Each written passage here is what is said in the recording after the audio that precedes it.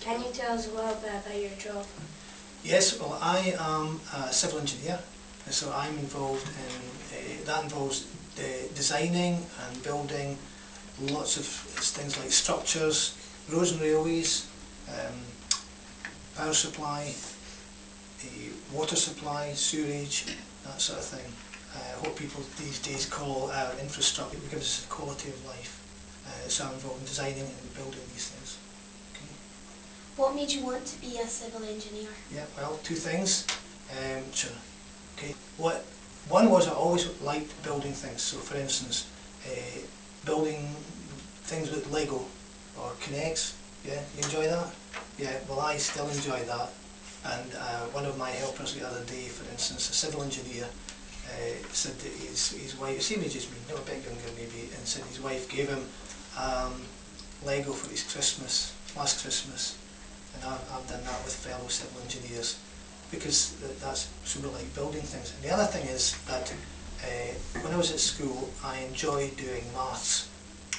I found maths was fun. I think I was lucky that I had a teacher that inspired me to see that.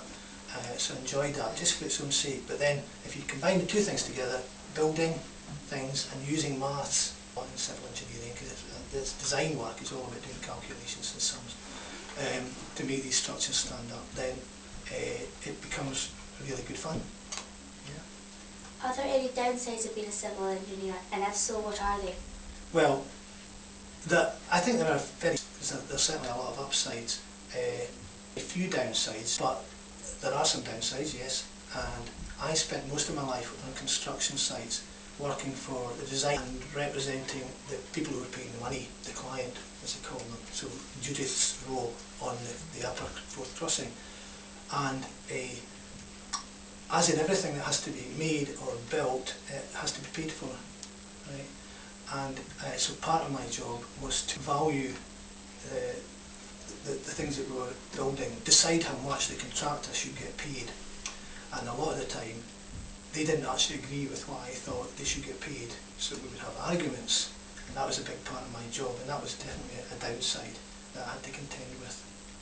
Okay, I think in most jobs there's bound to be a downside, but that was one.